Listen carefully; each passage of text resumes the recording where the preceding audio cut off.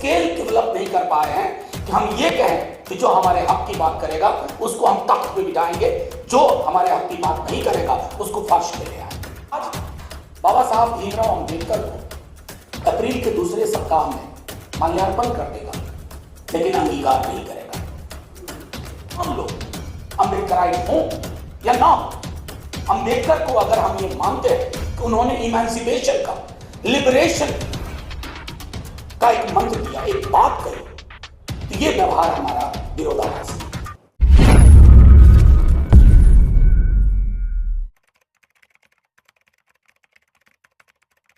बच्चे के साथ वो नहाने के पानी के साथ, गुसल के पानी के साथ बच्चे को भी फेंक दो।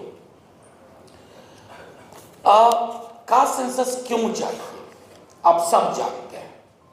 अभी हाल में मैं एक महत्वपूर्ण शिक्षण संस्थान का नाम नहीं लूंगा, उसको एक बड़े शहर की नगर पालिका ने पशु गिनने का काम दिया। पशु गिनने का, बकरी, भेड़, गाय, बछड़ा, भैंस, और उसमें कई कॉलम थे। समझ देखिए कि गाय की प्रजाति के बदले वो गाय की जाति पूछ बैठे हैं उस फॉर्म में। तो ये समाज अद्भुत समाज है, जैसा रतन कह रहे थे और उसके बाद पटेल साहब ने कहा।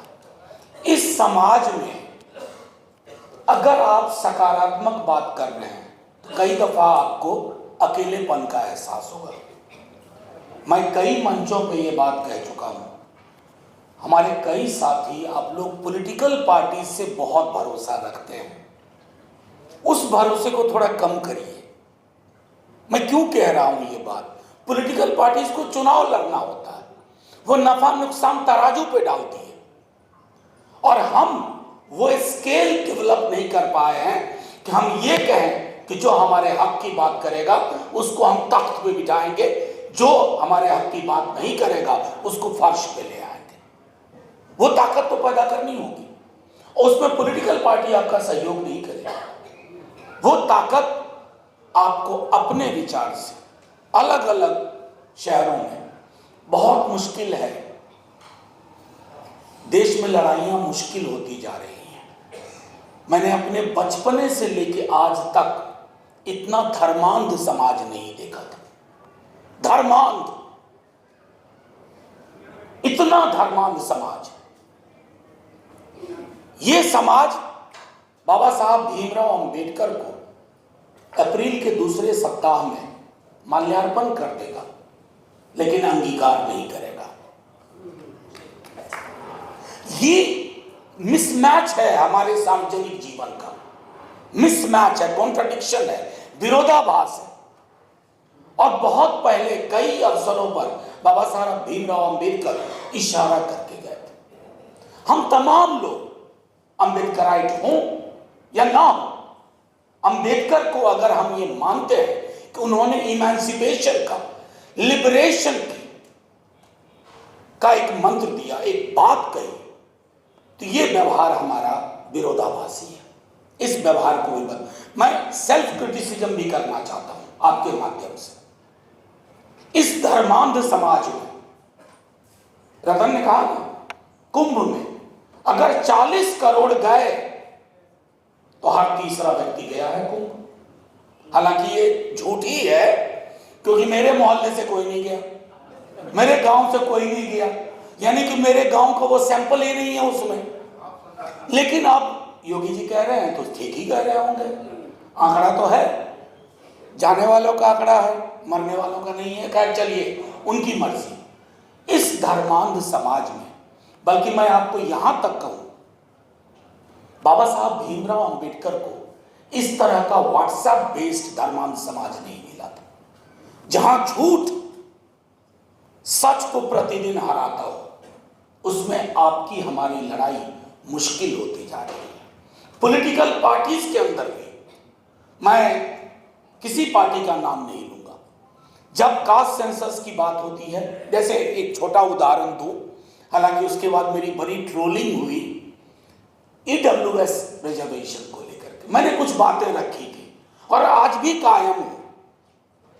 सुप्रीम कोर्ट ने भी मेरे उस स्टेटमेंट का कॉग्निजेंस में लिया। मैंने कहा दस्तावेज कौन सा है? मंडल कमीशन आया तो आपके पास दस्तावेज था। इस केस में आपके पास कौन सा वो सर्वे, कौन सी वो स्टडी है, इथनोग्राफिक स्टडी हो, एंथ्रोपोलॉजिकल स्टडी हो, कौन सा है? कुछ भी नहीं।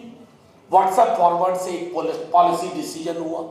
चलिए, जुडिशियरी को भी हम सब जानते हैं, नकदी नहीं मिलती तब भी जानते थे, नकदी मिली तब भी जानते हैं। मैं सिर्फ इतना कहना चाहूंगा कि ऐसे माहौल में आपकी लड़ाई, सिविल सोसाइटी की लड़ाई बहुत महत्वपूर्ण है। पॉलिटिकल पार्टी साथ रहें तो लड़िए, ना साथ रहें तो लड़िए। ताकत पैदा होगी, ताकत बड़ों बड़ों को नीचे ले आती है ऊपर से। हम वो ताकत नहीं पैदा कर पा रहे हैं। इस धर्मांध समाज की जो चुनौतियां हैं, उस चुनौतियों के बरक्स हमारा काम सिर्फ ये नहीं है कि ये जो हिस्सेदारी के सवाल हैं, ये देखिए आज नहीं तो कल हल होने हैं, ये रुक नहीं पाएगा।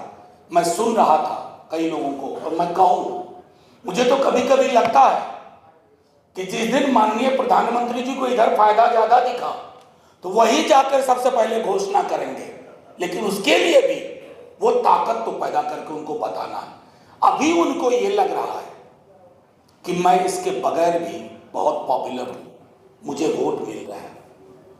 वो कैटेगरीज में बताते हैं, दलितों में इतना वोट, पिछड़ों में इतना, अगड़े तो खैर इन कस्टडी ही हैं। तो वो जो सब सारा का सारा बताते हैं, उस मिथक को भी तोड़ना हमारी जिम्मेवारी है।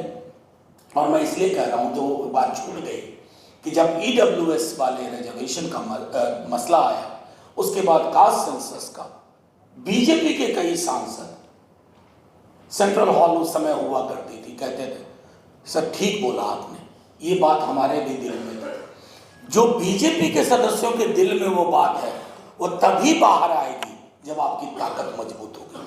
अभी उनको लगता है कि उनकी राजनीति जिस धारा में चल रही है, उसी धारा में धारा बदलिए। हम जैसे लोग आपके साथ हैं, हर मंच पे, राज्य के किसी कोने में, देश के किसी कोने में बुलाएंगे। तो इसलिए नहीं कि मैं बहुत बड़ा काम कर रहा हूं, मेरी समझ संविधान की है। मुझे बड़ा दुख होता है कि मेरा सरनेम देख करके कुछ लोग ट्रोल करते हैं और कहते हैं मनुस्मृति को जलाने की बात हो रही है, आप चुप हैं।